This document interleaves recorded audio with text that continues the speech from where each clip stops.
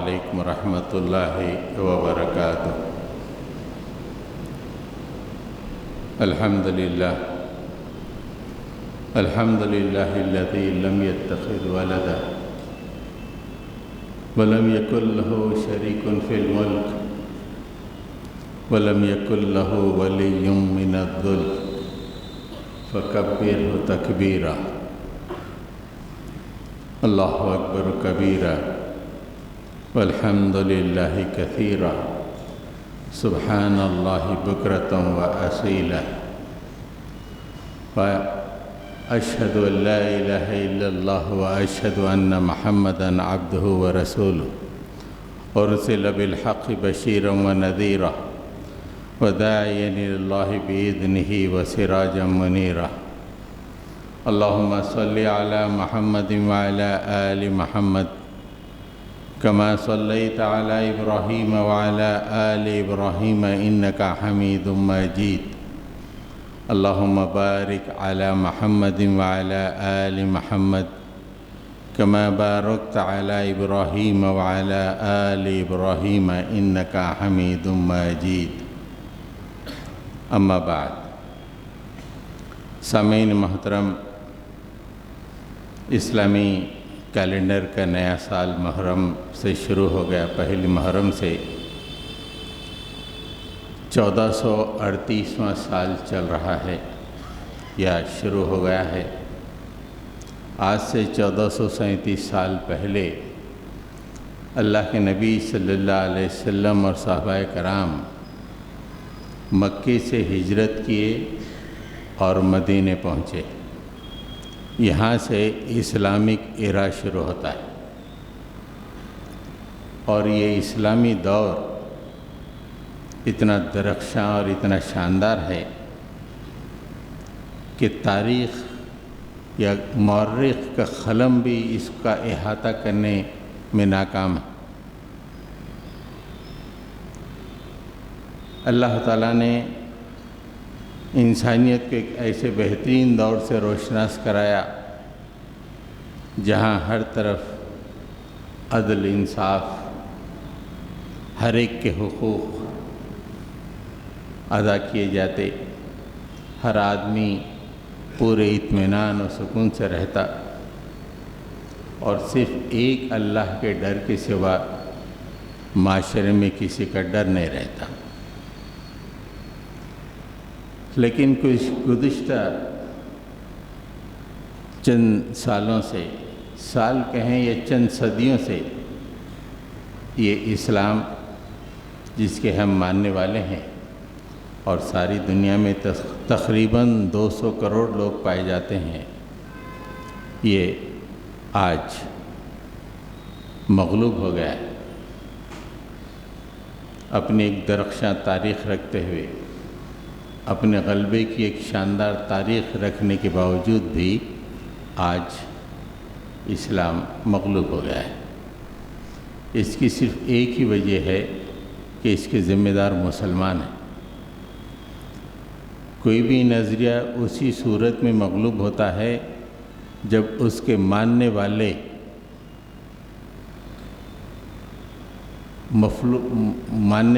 اس کے جو ہے صحیح طور پہ عمل نہیں کرتے.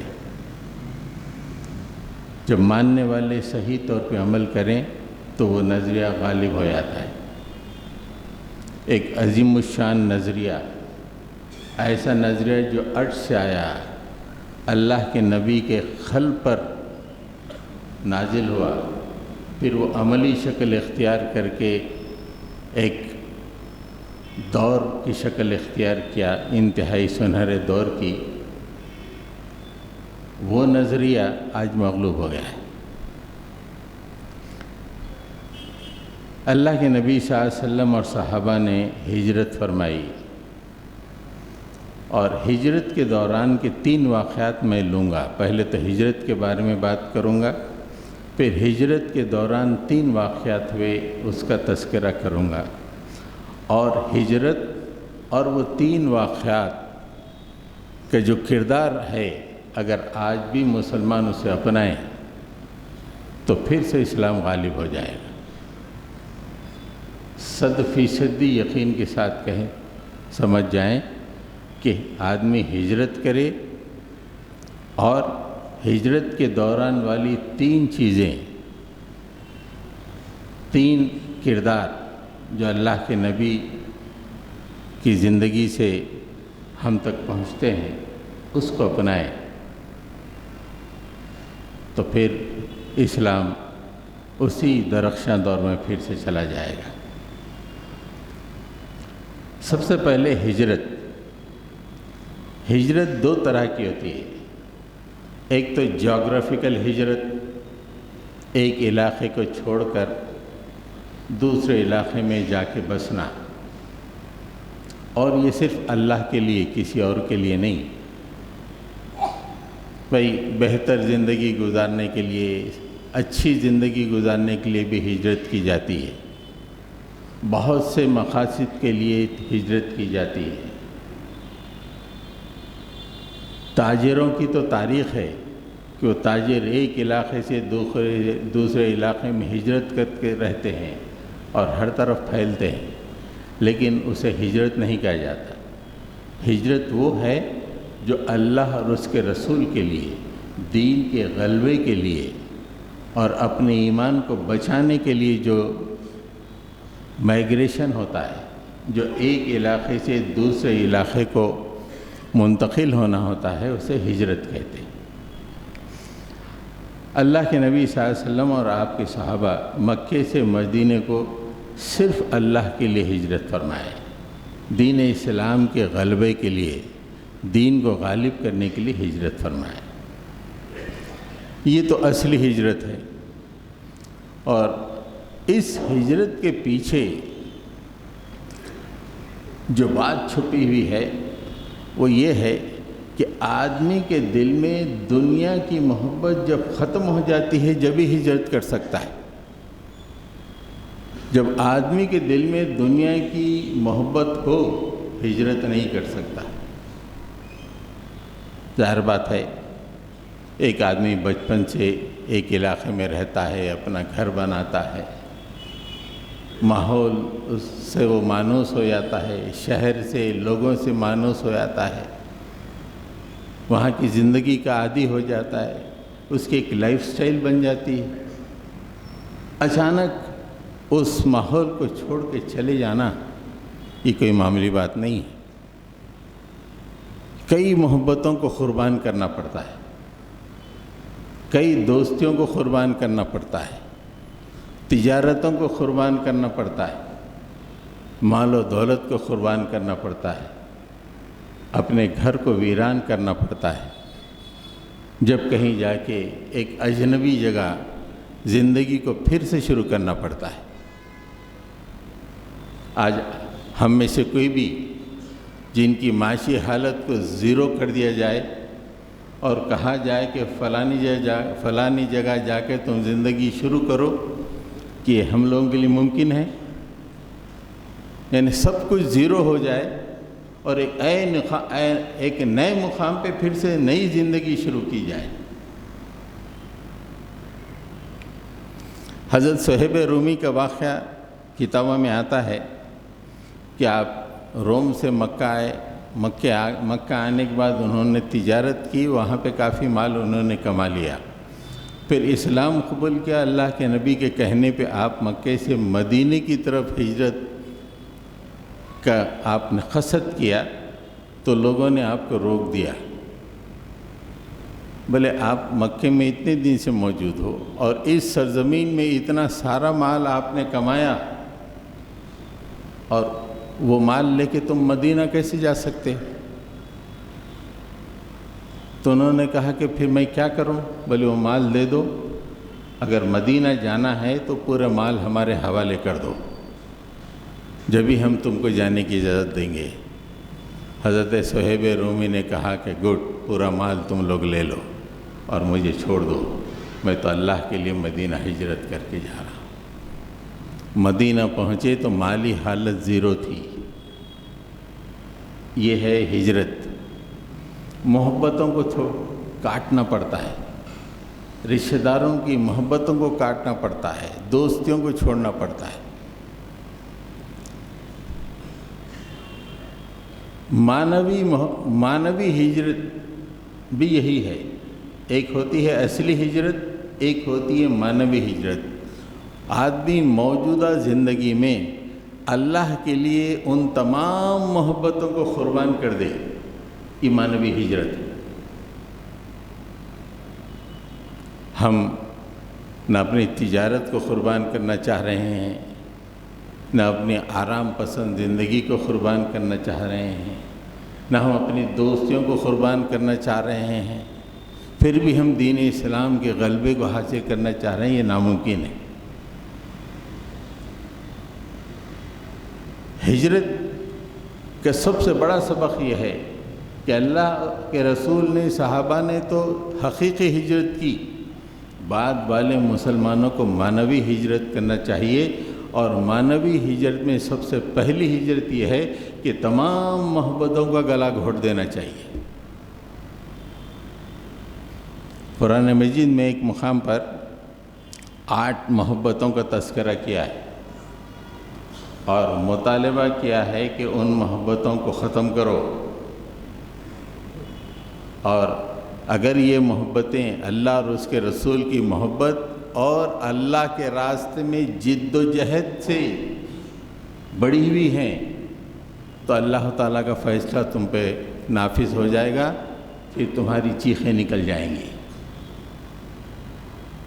جس میں 5 رشتے ہیں اور 3 اشیاء ہیں۔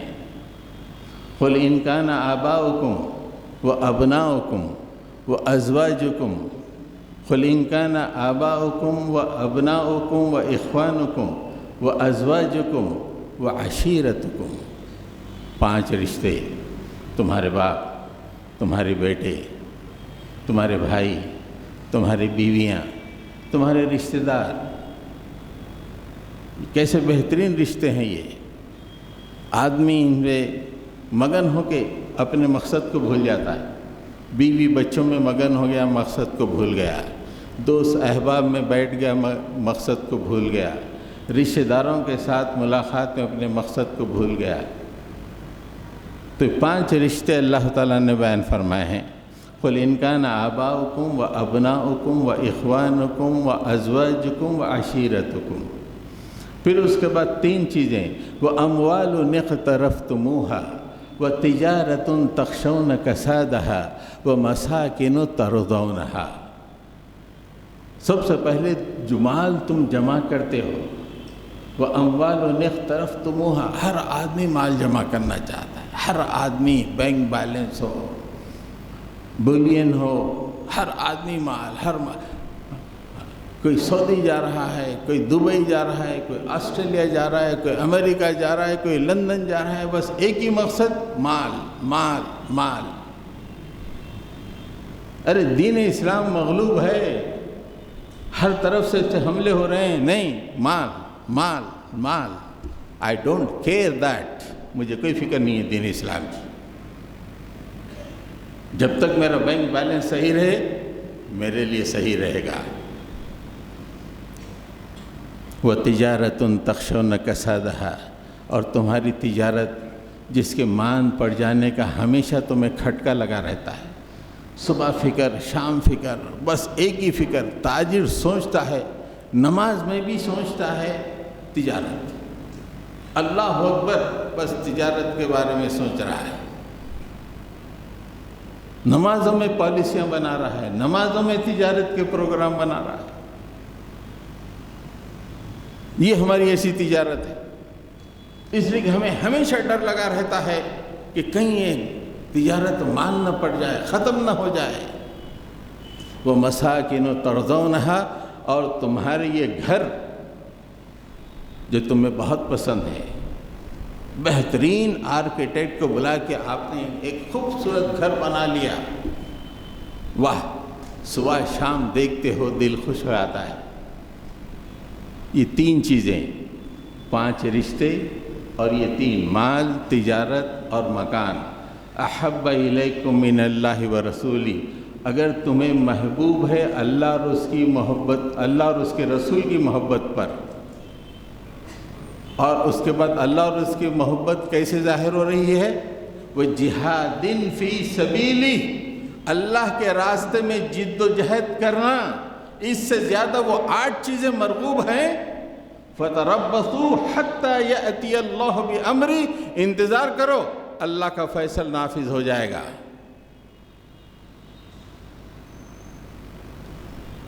تم دنیا میں مصروف رہو، خوشیاں لوٹتے رہو، اور اسلام مغلوب ہو جائے، اللہ کا بھیجا ہوا دین مغلوب ہو جائے، اور اللہ کوئی فیصلہ نافذ نہ کر دے کہ تمہاری چیخیں نکل جائیں، یہ نہیں ہو سکتا۔ آج SIR چل رہا ہے، سب سے زیادہ پریشان مسلمان ہیں۔ کسی غیر مسلم سے جا کے پوچھئے، اس کی فکر ہی نہیں ہے SIR کی، کہ بھئی کہیں SIR میں نام نہ ہو تو یہاں کی شہریت نہ ہماری برخاست ہو جائے۔ ہر ایک کو کھٹکا لگا ہوا ہے۔ یہ کیوں ہوا؟ یہ دن کیوں آئے؟ ہم نے اپنے آپ کو مگن کر دیا ان 8 چیزوں میں۔ اللہ تعالیٰ کہہ رہا ہے کہ 8 چیزوں سے زیادہ اللہ اور اس کے رسول کی محبت ہونی چاہیے، اور اللہ کے راستے میں جد و جہد ہونی چاہیے، اور یہ 8 چیزیں اس جد و جہد سے روک رہی ہیں۔ فَتَرَبَّصُوا، انتظار کرو، حَتَّى يَأْتِيَ اللَّهُ بِأَمْرِهِ، میرا فیصلہ آ جائے گا۔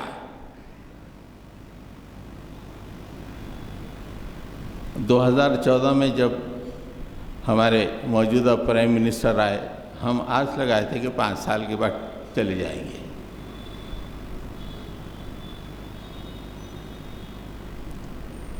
آج کل کی رپورٹ یہ ہے کہ وہ یوگیندر یادو بہت بڑا سوشل سائنٹسٹ ہے، اس نے کہا کہ اب مودی صاحب کو ہرانا ناممکن ہے، ہر الیکشن وہی جیتیں گے، ہرانا ناممکن ہے ان کو۔ جیسا رشیا کے پوٹن ہر دفعہ الیکشن جیتے ہیں، ویسے یہ جیتیں گے۔ 2014 میں جن مسلمانوں کی حالتوں کی وجہ سے وہ آئے، آج وہی حالتیں اس سے اور خراب ہو گئی ہیں مسلمانوں کی حالت۔ فَتَرَبَّصُوا حَتَّى يَأْتِيَ اللَّهُ بِأَمْرِهِ۔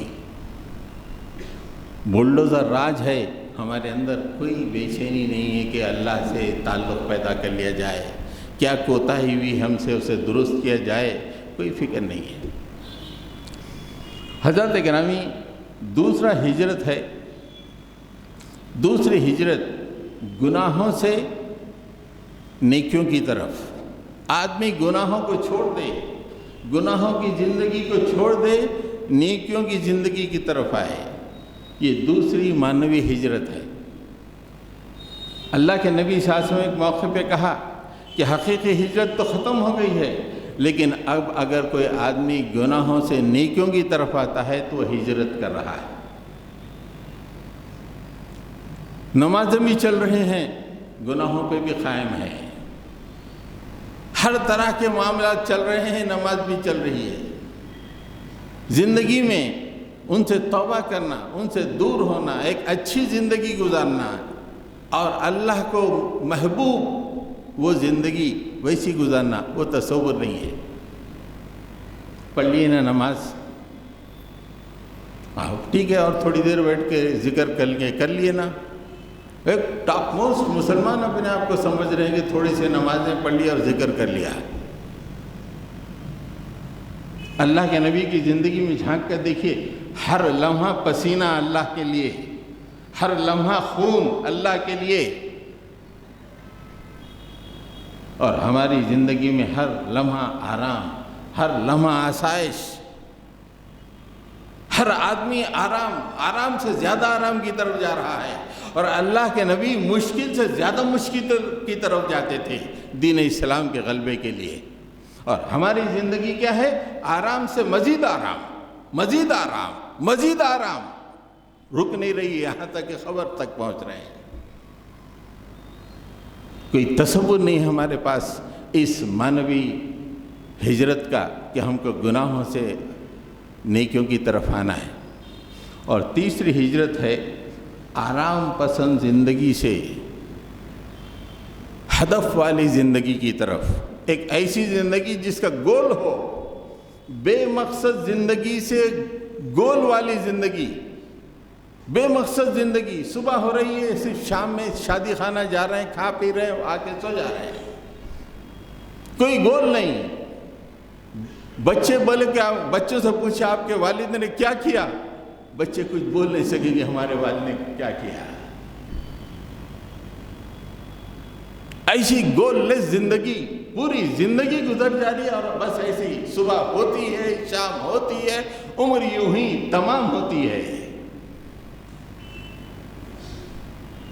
کیا کرے آپ کے والد، اتنی سال 70 سال، بولے 1000-2000 دعوتیں کھائے ہوں گے، بچہ بول رہا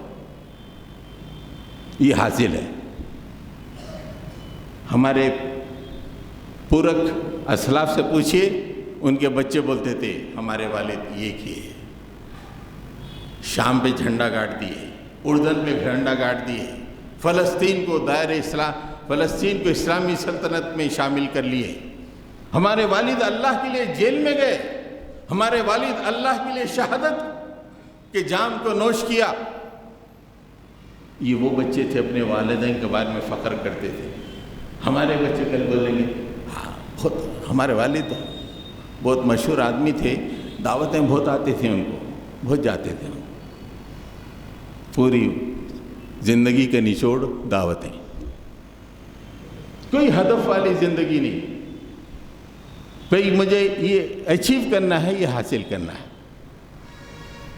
تو حضرات گرامی، یہ چند باتیں تھیں ہجرت کے سلسلے میں۔ اللہ کے نبی صلی اللہ علیہ وسلم آج سے 1447 سال پہلے مکے سے مدینہ حقیقی ہجرت کیے، لیکن اس ہجرت میں ہمارے لیے یہ سبق ہے کہ ہم کو اپنی زندگی میں معنوی ہجرت کرنی چاہیے، دنیا کی محبتوں سے اللہ کی محبت کی طرف ہجرت کرنی چاہیے، گناہوں سے نیکیوں کی طرف ہجرت کرنی چاہیے، گول لیس زندگی سے گول والی زندگی کی طرف ہجرت کرنی چاہیے۔ اگر یہ نہیں کریں گے تو اسلام ایسی مغلوب رہے گا، اور ایسے ہی اللہ تعالیٰ ظالموں کو مسلط کرتا رہے گا، اور ہماری مشکلیں دن بدن بڑھتی جائیں گی۔ اس ہجرت کی دوران 3 واقعات ہوئے، تینوں واقعات ہمارے لیے ایک نمونہ ہیں۔ ان واقعات کے پیچھے جو کردار ہے، آج اسی کردار کی ضرورت ہے دین اسلام کو غالب کرنے کے لیے اور دنیا میں عزت پانے کے لیے۔ اللہ کے نبی صلی اللہ علیہ وسلم غار سور میں 3 دن آپ نے قیام فرمایا۔ مکے والے آپ صلی اللہ علیہ وسلم اور حضرت ابو بکر رضی اللہ تعالیٰ عنہ کو ڈھونڈنے کے لیے ہر طرف نکل پڑے، یہاں تک کہ غار سور کے دہانے پہ پہنچ گئے۔ حضرت ابو بکر نے دیکھا بیٹھے ہوئے ہیں، آپ کی گود میں اللہ کے نبی سر رکھ کے سو رہے ہیں۔ حضرت ابو بکر نے دیکھا کہ اس غار کے دہانے پہ کچھ قدم دکھائی دے رہے ہیں، ان کی جسم میں جھرجھری آ گئی۔ اللہ کے نبی نے کہا کہ کیا بات ہے ابو بکر، کیا ہو گیا؟ بلکہ اللہ کے رسول دشمن آ گیا ہے، غار کے دہانے پہ پہنچ گیا ہے، میں اس کے قدموں کو دیکھ رہا ہوں، اگر وہ تھوڑا سا جھک جائے ہم دونوں پکڑ لیے جائیں گے، گرفتار ہو جائیں گے ہم دونوں۔ تھوڑا سا جھکنا ہے، اٹس اے ڈفرنس آف چند اینگلز۔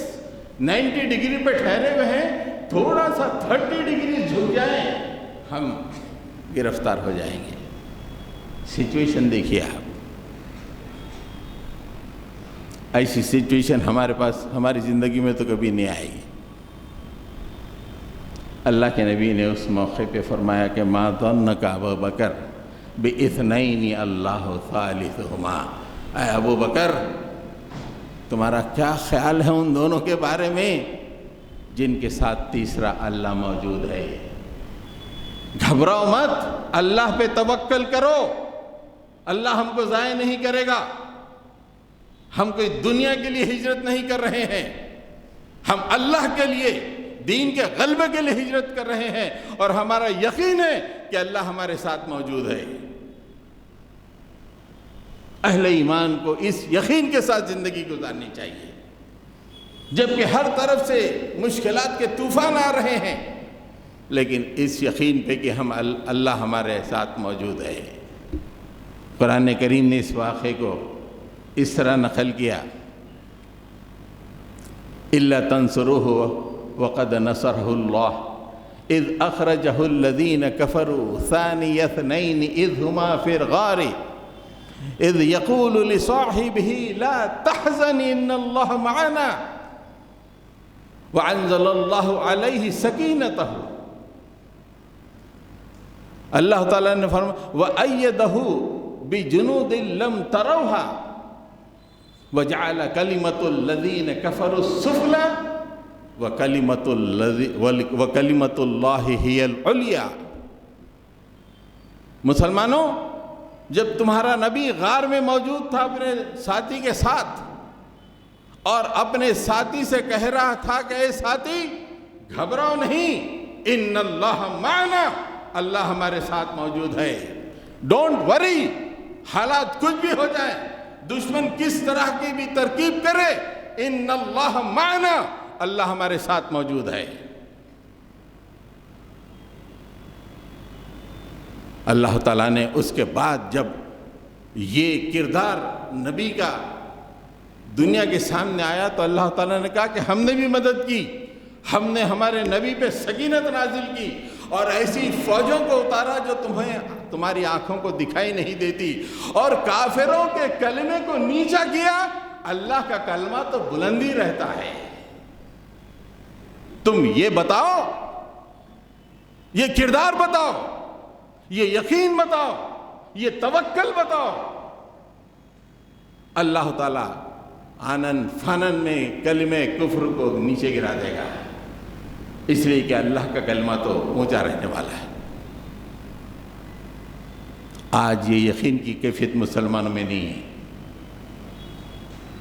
مسلمان اس یقین کی منزل سے کہیں نیچے گر چکے ہیں۔ وہ کسی M P M L A کے پیچھے لگے رہتے ہیں، کسی پولیٹیکل ہستی کے پیچھے کہ وہ اپنے کام بنائے گا۔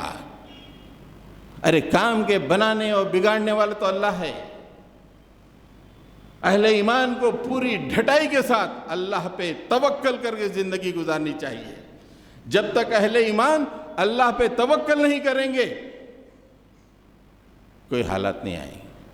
ویسٹ بنگال میں مسلمانوں نے ممتا بنرجی پہ بھروسہ کیا، اللہ نے بتا دیا دیکھو مسلمانوں تم نے مجھ پہ بھروسہ نہیں کیا، ایک خاتون پہ تم نے بھروسہ کیا اپنی عافیت کے لیے، ہم اس کو بھی شکست فاش دے سکتے ہیں اور تمہارا حال بہت ہی برا کر کے رکھ دیں گے۔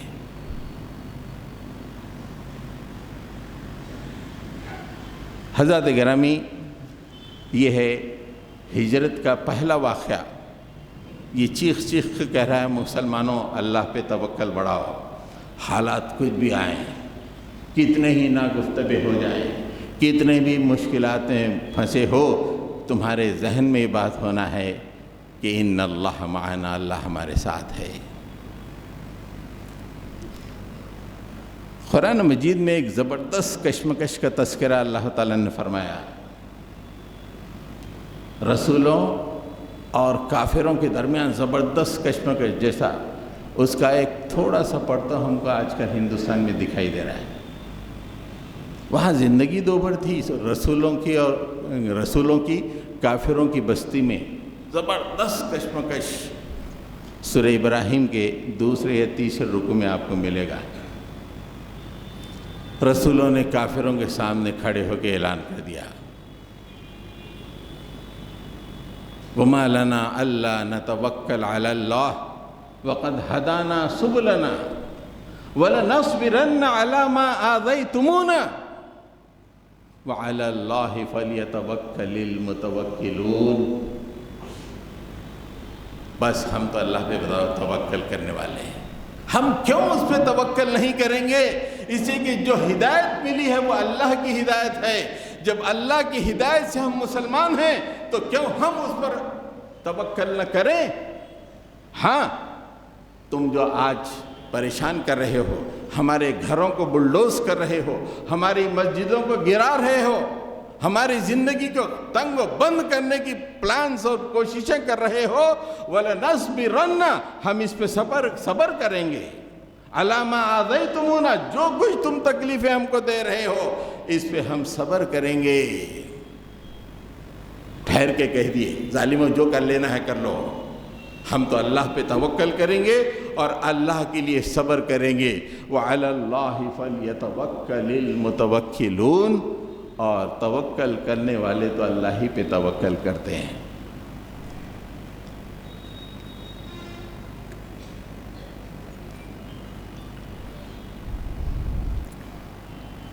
اس کے بعد کی آیت میں کافر ریاکشن کے طور پہ کہا وَقَالَ الَّذِينَ كَفَرُوا لِرُسُلِهِمْ لَنُخْرِجَنَّكُمْ مِنْ عَرْضِنَا أَلَتَعُودُنَّ فِي مِلَّتِنَا۔ ظالموں نے کہا بہت ہو گیا، واپس آؤ، گھر واپسی کرو، ہماری ملت میں شامل ہو جاؤ، نہیں تو ہم تم کو اپنے ملک سے نکال کے باہر کر دیں گے۔ لَنُخْرِجَنَّكُمْ مِنْ أَرْضِنَا یہ سیار کریں گے، NRC کریں گے، ملک سے باہر کریں گے، تم ہماری ملت میں واپس آؤ۔ وَلَنَصْبِرَنَّ تو فرمایا کہ وَقَالَ الَّذِينَ كَفَرُوا لِرُسُلِهِمْ لَنُخْرِجَنَّكُمْ مِنْ أَرْضِنَا لَتَعُودُنَّ فِي مِلَّتِنَا تم کو ہم ملک سے نکال دیں گے، بس ایک ہی چانس ہے، واپس آ جاؤ، ہمارے دین کی طرف آ جاؤ۔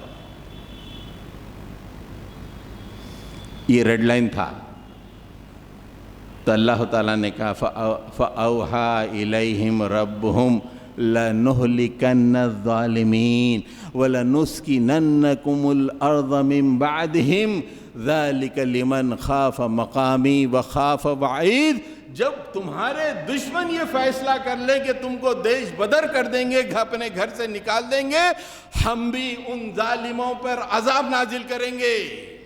ہم نے یہ وحی کی رسولوں کی طرف، فَأَوْحَىٰ إِلَيْهِمْ ہم نے ان کی طرف وحی کی، لَنُهْلِكَنَّ الظَّالِمِينَ ہم ظالموں کو ہلاک کر دیں گے۔ اور ہلاک کرنے بعد کیا کریں گے؟ وَلَنُسْكِنَنَّكُمُ الْأَرْضَ مِنْ بَعْدِهِمْ ان کے بعد زمین پہ تم کو حکومت دے دیں گے۔ ایسا نہیں کہ وہ چلے جائیں گے آپ زندگی میں، تم کو حکومت دے دیں گے۔ یہ اس لیے ہے کہ تم اللہ سے ڈر کے زندگی گزارتے تھے۔ تو اللہ پہ توکل، کھڑے ہو کے کافروں سے انہوں نے کہا کہ ہم اللہ پہ توکل کر رہے ہیں، اس کا نتیجہ یہ ہوا کہ اللہ نے ظالم کو ہلاک کر دیا، اور پھر جو اللہ کے نیک بندے ہیں ان کو زمین میں اقتدار عطا کر دیا۔ یہ پہلا ہجرت کا سبق ہے کہ توکل، اللہ پہ توکل کرنا، انتہائی مشکل حالات میں اللہ پہ توکل کرنا۔ دوسرا ایک واقعہ ہے جسے یہ ثابت ہوتا ہے کہ آدمی کبھی پست ہمت نہیں ہونا، کبھی مایوس نہیں ہونا۔ مومن کبھی مایوس نہیں ہوتا، حالات کتنے ہی خراب ہو جائیں۔ کچھ دور جانے کے بعد سراقہ بن جوشم اللہ کے نبی صلی اللہ علیہ وسلم کو پکڑنے کے لیے، اس لیے کہ 100 سرخ اونٹ کا انعام رکھا گیا تھا، اس نے اپنے گھوڑے کو دوڑایا، اللہ کے نبی کے صلی اللہ علیہ وسلم کے اونٹ کے قریب پہنچا تو گھوڑا زمین میں دھس گیا، گر گیا۔ اس نے گھوڑے کو اٹھایا، پھر سے ایڑ لگائی، پھر گھوڑا زمین میں دھس گیا۔ تیسری دفعہ اس نے گھوڑے کو اٹھایا، دوڑایا، پھر زمین میں دھس گیا۔ وہاں سے چیخ کے کہا کہ اے محمد صلی اللہ علیہ وسلم، اب مجھے سمجھ میں آ گیا کہ آپ کی گرفتاری نہیں ہو سکتی ہے، آپ کا کچھ اور ہی معاملہ ہے، آپ جس مقصد کے لیے زندگی گزار رہے ہیں وہ مقصد غالب ہو کے رہے گا۔ بس میں ایک التجا آپ سے کر رہا ہوں کہ اگر آپ زمین میں غالب ہو جائیں گے تو آپ مجھے امان لکھ دیجئے، ورنہ آج کے اس واقعے کا کہیں بدلہ نہ لے لیں آپ کے لوگ کہ ہمارے نبی کو قتل کرنے کے لیے، گرفتار کرنے کے لیے آیا تھا، آپ مجھے امان لکھ دیجئے۔ اللہ کے نبی صلی اللہ علیہ وسلم نے اس موقع پہ اس کو امان لکھ کے دی، اور اس موقع پہ فرمایا حالات کیسے ہیں دیکھیے، جان بچانے کے لیے مکے سے مدینہ ہجرت کر رہے ہیں، ہر چیز مخالف ہے، لیکن اللہ کے نبی کا یقین، مایوسی کی کوئی جھلک نہیں، امید کی انتہا۔ اے سراخا، وہ دن کیسا ہوگا جب تیرے ہاتھ میں کسریٰ کے کنگن ہوں گے۔ مطلب یہ ہے کہ میں جو پیغام لایا ہوں وہ کسریٰ کی حکومت کو تہس نہس کر دے گا، اور مال غنیمت میں کسریٰ کے کنگن آئیں گے، اور وہ کنگن سراخا تجھے پہنائے جائیں گے۔ ویژن دیکھیے، جان بچانے کے لیے، آپ کو ختم کرنے کے لیے گھیرا ڈال دیا گیا تھا، اور ہر چیز آپ کی مخالف، اور اس موقع پہ آپ کہہ رہے ہیں کہ اے سراخا، تیرے ہاتھ میں کسریٰ کے کنگن ہوں گے۔ یہ ویژن اور یہ یقین اور یہ امید کے ساتھ اہل ایمان کو زندگی گزارنا ہے۔ یہ دور امید کا دور ہے۔ اللہ کے نبی نے ہجرت کے ذریعے سے مسلمانوں کو امید کا دور دیا، پہلے توکل پھر امید۔ حضرت عمر فاروق رضی اللہ تعالیٰ عنہ کے زمانے میں مسلمانوں نے ایران پہ فتح حاصل کی، بہت سارا مال غنیمت لایا گیا، اور مسجد نبوی میں ڈھیر ڈال دیا گیا۔ حضرت عمر آئے، پوچھا کہ اس میں کنگن کہاں ہیں، کنگن نکالو، کنگن موجود ہیں۔ پھر یہ دیکھا گیا کہ کسریٰ کے بیلٹ بھی موجود تھا، سنہری، یعنی سونے کا بیلٹ جو وہ پہنتا تھا۔ پھر دیکھا گیا کہ کسریٰ کا تاج بھی موجود ہے۔ بولے سراخا کہاں ہیں؟ سراخا کو بلاؤ۔ سراخا بستر پہ ہیں، بیمار ہیں، چل نہیں سک رہے ہیں، نہیں بلاؤ۔ 2 آدمیوں کو ساتھ لے کر کسریٰ کو بلایا گیا، سراخا کو۔ سراخا تشریف لائے۔ حضرت عمر فاروق رضی اللہ تعالیٰ عنہ نے وہ کنگن سراخا کو پہنا دیے۔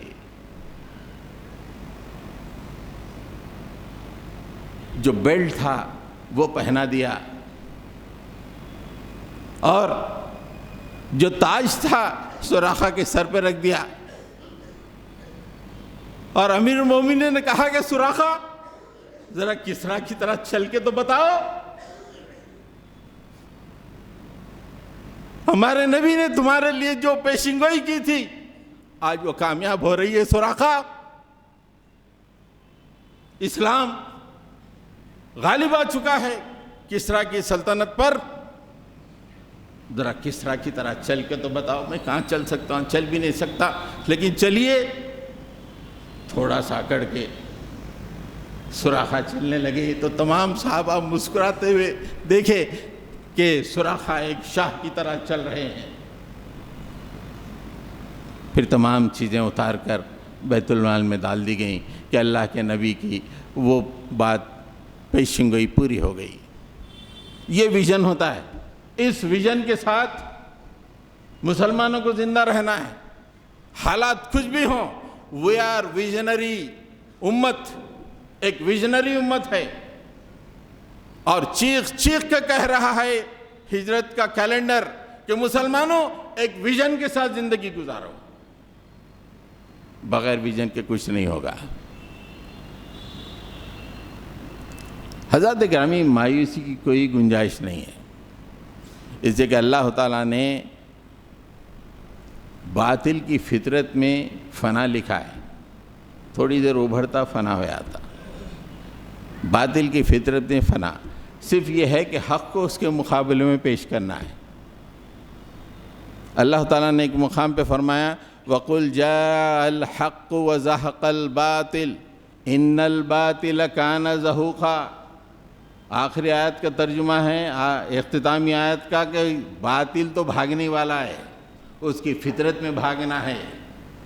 جب تک حق نہیں رہے گا رکا رہے گا، جو ہی حق آ جائے گا باطل بھاگ جائے گا، اور باطل بھاگنے ہی کے لیے ہے۔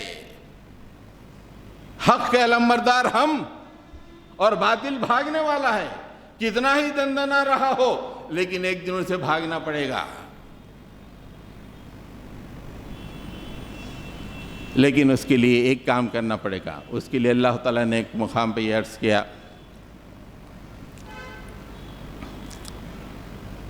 وَمَا خَلَقْنَا السَّمَاءَ وَالْأَرْضَ وَمَا بَيْنَهُمَا لَاعِبِينَ لَوْ أَرَدْنَا أَن نَتَّخِذَ لَهْوًا لَاتَّخَذْنَاهُ مِن لَّدُنَّا إِن كُنَّا فَاعِلِينَ۔ ہم نے زمین و آسمان ان کے درمیان کی چیزوں کو کوئی کھیل کے طور پہ پیدا نہیں کیا کہ آپ مزے سے کر لو، زندگی مست گزار لو اور آ جاؤ۔ یہ اگر کھلونا بنانا ہم چاہتے تو اپنے پاس سے ہی کچھ بنا لیتے، لیکن یہ کائنات ہم نے کیوں بنائی؟ ایک کام کے لیے۔ وہ کام کیا ہے؟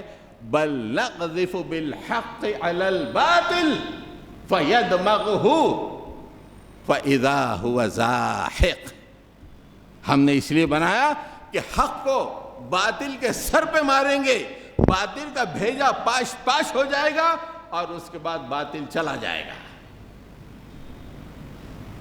حق ہمارے پاس ہے، کھڑے ہونا ہے اور اس حق کے ذریعے سے باطل کے سر پہ مارنا ہے۔ اس لیے کہ باطل پہ ذرا بھی چوٹ لگتی ہے باطل بھاگ جاتا ہے۔ یہ باطل کی فطرت ہے، یہ قرآن میں اللہ نے فرما دیا ہے، یہ یقین ہونا چاہیے۔ اس یقین کے ساتھ اہل ایمان کو دنیا میں زندگی گزارنی۔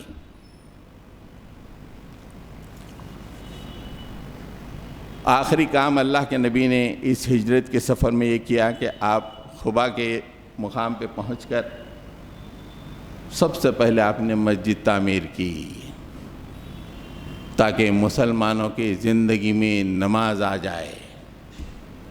پورے مسلمان 5 وقت کی نماز مسجد میں آ کے پڑھیں۔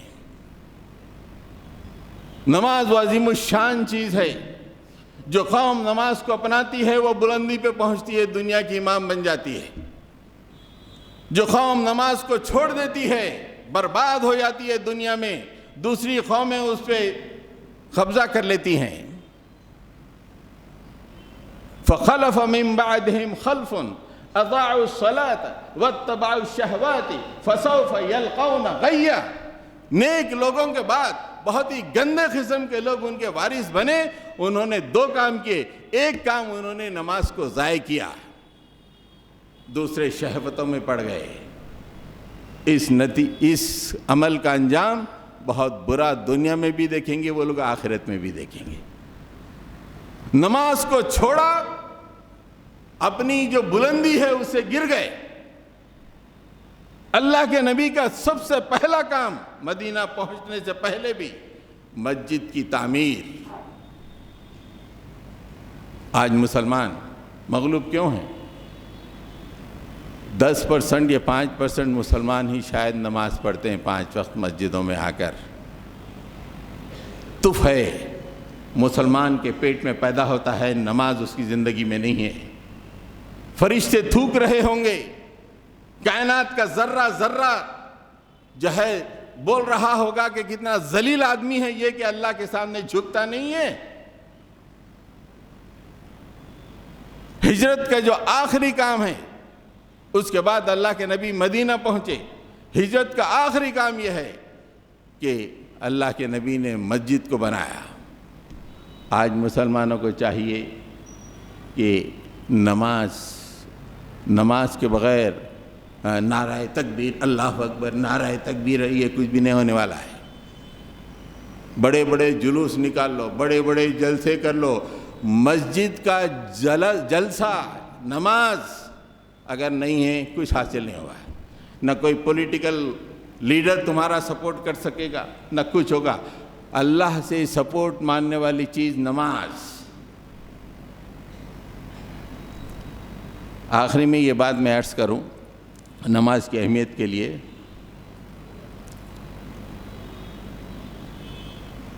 مکہ معظمہ کو اللہ تعالیٰ نے فیصلہ کیا کہ آباد کیا جائے۔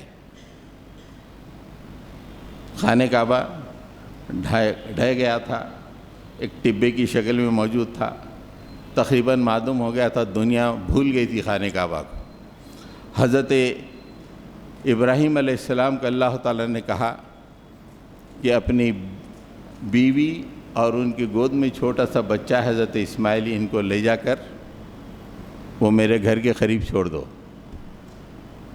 اس کے بعد ایک بستی بنے گی، اور وہ بستی بسنے کا مقصد کیا ہے؟ حضرت ابراہیم علیہ السلام نے اپنے بیوی بچے کو چھوڑ کے دعا کی تھی، ربنا انی اسکنت من ذریتی بواد غیر ذی زرع عند بیتک المحرم ربنا لیقیموا الصلاۃ۔ مالک، میں نے اپنے اولاد کے ایک حصے کو یہاں پہ اس لیے لا کے چھوڑا ہے کہ یہاں پہ نماز قائم ہو، ایک ایسا شہر بنے جہاں پہ نماز، جس کا مقصد نماز کا قیام۔ مکہ مکرمہ کا بننے کا مقصد نماز کا قیام۔ حضرت ابراہیم علیہ السلام نے کہا، میں نے عظیم قربانی میرے بیوی اور بچے کو اس وادی غیر ذی زرع میں آپ کے بیت محترم کے قریب چھوڑا ہے، مالک صرف نماز قائم ہو یہاں پہ، میرے مولا نماز قائم ہو۔ وہ شہر بنا، نماز کا مرکز بنا۔ تو آج ساری دنیا میں اتنے بڑے بڑے شہر ہیں، نیو یارک سے لے کے شنگھائی سے لے کے ٹوکیو تک بڑے بڑے شہر ہیں، لیکن ساری دنیا کا ام القریٰ مکۃ المکرمہ، اس لیے کہ اس کے دامن میں نمازیں پڑھی جاتی ہیں۔ نماز کی بلندی دیکھیے، نماز کے لیے جو شہر بستا ہے وہ سارے شہروں کا جو ہے مرکز مانا جاتا ہے، ام القریٰ مانا جاتا ہے۔ آج کروڑوں کے لوگ جاتے ہیں وہاں پہ سجدہ ریزیاں کرنے کے لیے، کتنے ایئر لائنز کو اس کا فائدہ ہوتا ہے، کتنا بزنس اس سے ہوتا ہے، لیکن مقصد کیا؟ نماز پڑھی جائے مکۃ المکرمہ میں۔ تو ایسی نماز جو ایک شہر کو دنیا کا مرکزی شہر بنا دے، اگر اس نماز کو ہم چھوڑ دیں تو ہم کہاں رہیں گے؟ تو آئیے اپنی بات کو ختم کرتے ہیں، میں یہ بات عرض کروں کہ ہجرت کا ہمارے لیے اس وقت معنوی کیا مطلب یہ ہے کہ یہ بے مقصد زندگی چھوڑ کر ایک مقصدی زندگی کی طرف آنا۔ یہ دعوتاں، ہنسی مذاق، چٹکلے بازیاں کچھ بھی کام نہیں آنے والی ہیں۔ بے مقصد زندگی سے مقصد والی زندگی، اور وہ مقصد اللہ کے نبی نے متعین کر دیا ہے، اللہ کے لیے جد و جہد کرنا۔ دوسرا، اللہ پہ توکل، کیسے ہی برے حالات ہوں، ان اللہ معنا، اللہ ہمارا بگاڑ نہیں سکتا۔ قل لن یصیبنا الا ما کتب اللہ لنا۔ بس کچھ بھی مصیبت آتی ہے، بلڈوزر سے گھر گرا، ارے ظالم تو نے کہاں گرا؟ اللہ نے جو ہمارے لیے لکھ دیا تھا اتنا ہی ہوا، اس سے زیادہ نہیں۔ یہ یقین، پھر اس کے بعد ایک ویژن، کوئی مایوسی نہیں ہے، حالات کتنے ہی خلاف ہوں کوئی مایوسی نہیں، ایک ویژن کے ساتھ زندہ رہنا ہے۔ اور آخری بات، زندگی میں نمازیں ہوں، صبح سے شام تک 5 نمازیں مسجد میں آ کے پورے مسلمان اعلان کریں کہ ہم ایک جسد واحد ہیں، ایک امام کے پیچھے ہم نماز ادا کر کے یہ ثابت کرتے ہیں کہ ہم دنیا کی وہ امت ہیں جو ڈسپلن والی امت ہے۔ وآخر دعوانا ان الحمد للہ رب العالمین۔